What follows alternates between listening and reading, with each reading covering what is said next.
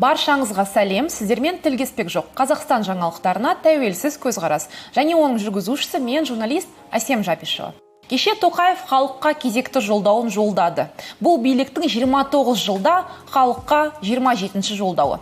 Және жыл сайын Назарбаев, ал енді Тоқаевтың сөзімен жүйенің ісі керағар. Негізі жолдауға аса тоқтамасақта болар еді, бірақ келесі жылы тағы да жолдау жасағанда осы жылғы уәделерінен ненің орындалып, ненің орындалмағанын тексеріп, есімізге түсіру маңызды. Осы жылы алдыңғы жолдауындағы сөздері тағы қайталанды. Себебі оның көбі өткен жылдан орындалмаған. Тоқаев қазақстандықтардың орташа өмір сүру ұзақтығын 75 жасқа дейін өсіруді, зейнетақы қорында қаражатты алу мүмкіндігі туралы және жаңадан құрылуы керек агенттіктер туралы айтты.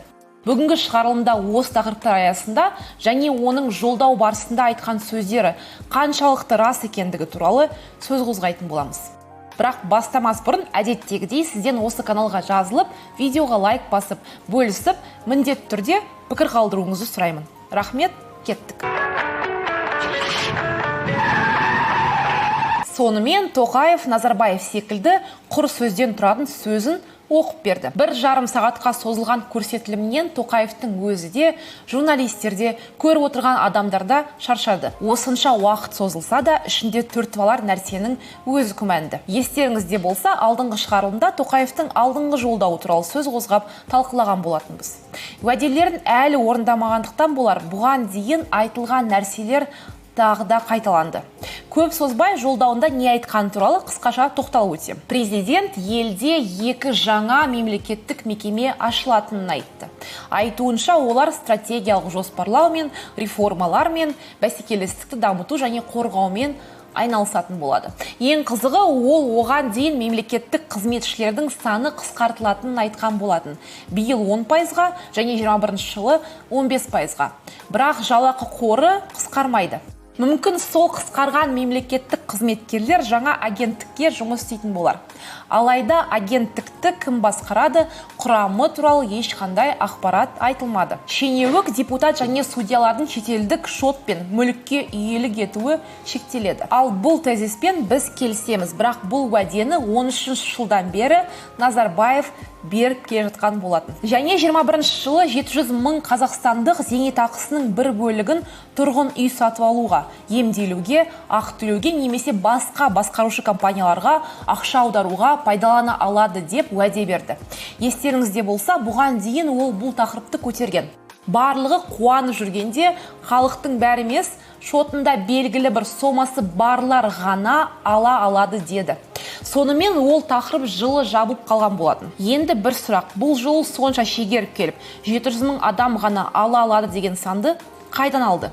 Олар кімдер? Шын мәнінде мұқтаж жандар ма, әлде жай статистика үшін айтыла салды ма? Одан кейінгі қызық нәрсе өмір сүру ұзақтығын 75 жасқа жеткізу. Ал қазір қазақстандықтардың орташа өмір сүру ұзақтығы 73 жас. Өмір сүру ұзақтығын арттыру үшін елдегі барлық салалар оған ықпал етуі қажет. Мысалы, денсаулық сақтау саласы, ел экологиясы, тамақ, су мен ауа тазалығы әсер етеді. Яғни орташа жасты өсіру үшін елдегі барлық саланы қайта қарап шығу керек. Бірақ біздікілер үшін статистикамен ойнап қажетті деректі шығара салу қиынға соқпайды. Бұны коронавирус статистикасынан анық көруге болады.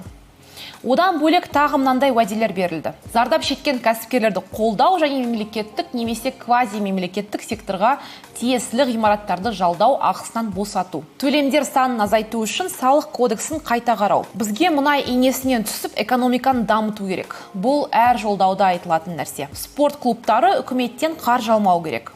Мұғалімдердің жалақысы 25%-ға көтеріледі, ал дәрігерлерге үстемақы беріледі. Эко-квоталары 7 есеге ұлғайтылады. Тағы бір уәдесі келесі жылы әкімдер тағайындалмайды, сайланады деді. Әзірге тек қана ауылдарда.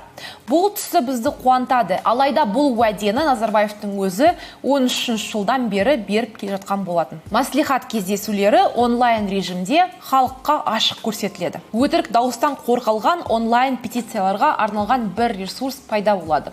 Аймақтарды дамыту қажет. Бізде мұнай химия және жоғары қосымша құнды газ өңдеудің болмауы еш нәрсеге жарамайды. Полиция бөлімшелері мен колонияларда толық бейне бақылау пайда болады. Төтенше жағдайлар министрлігі ішкі істер министрлігінің құрамынан шығарылып жаңа министрлік болады. Педофилия үшін жазаны одан сайын қатайта түсетін болады. Одан басқа факт-чек KZ жылдағыдай президент сөзінің рас өтірігін анықтаған материал шығарды. Мақалаға сілтеме төменде, оны сол жерден оқи аласыздар. Сонымен жолдаудың өтірік расын тексерейік. Жолдауда Тоқаев 4,5 миллион азамат 42.500 теңге алды деді. Бұл шын, алайда ол мына сөзімен елге манипуляция жасағысы келгені анық. Осындай жәрдем көршілес елдерде, тіпті басқа ірі мемлекеттерде берілген жоқ.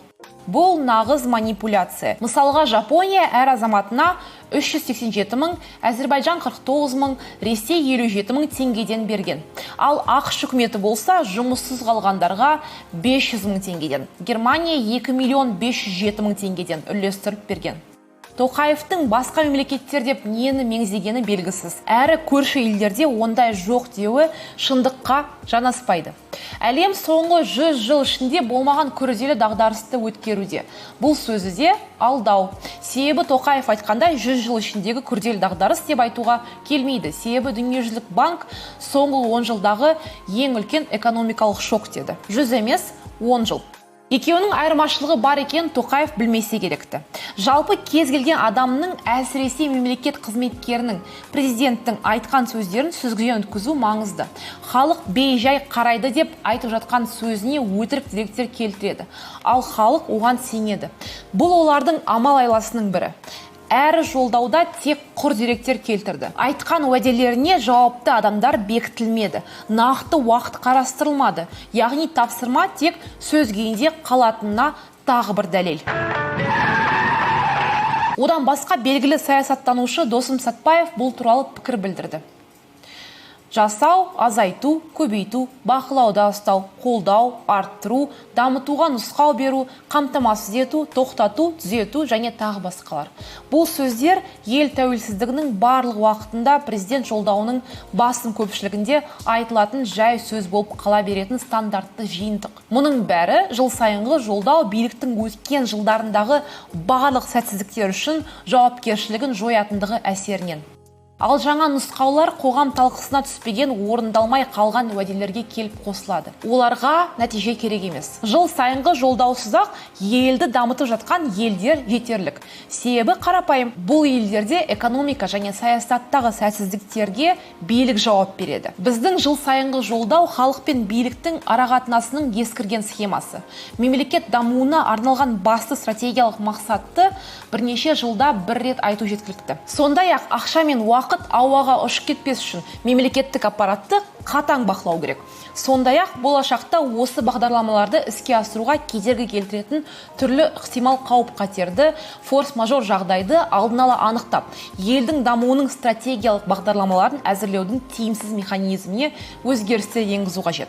Бірақ мұның бәрі жағдайды басқара алатын, тиімді жұмыс істейтін және демократиялық қалыптасқан саяси институттарсыз, парламент, саяси партиялар, жергілікті басқару және тағы басқаларсыз мүмкін емес. Бұл бюрократиялық аппараты 25%-ға емес 50%-ға және бюрократиялық креслода отырған синекуралардың көп мөлшерін жоймай тұрып мүмкін емес. Жалпы жолдаулардың жыл сайын қайталанатынын журналист Ғалымжан Оразымбет жақсы айтты. 2016 жыл халық жер сатылмасын, елбасы, ойбай сатпаймыз мораторий. 2018 жыл елбасы жер шетелдіктерге сатылмайды. Пропагандондар, ура, елбасы не деген көреген. 2019 жылғы Тоқаев жер сатылмайды. Пропагандистер, президентіміз молодец. 2020 жылғы Тоқаев жер сатылмайды. Пропагандистер наш титан айтты, значит сатылмайды. Билік шайнап кетті, ауыстыру керек. Тоқаевтың жолдауы туралы менің пікірім міне осындай, ал сіздің пікіріңіз қандай? Міндетті түрде видеоның астына қалдырып, каналға жазылып, лайк басыңыздар. Сіздермен болған Әсем Жапишева, амандықта көріскенше сау болыңыздар.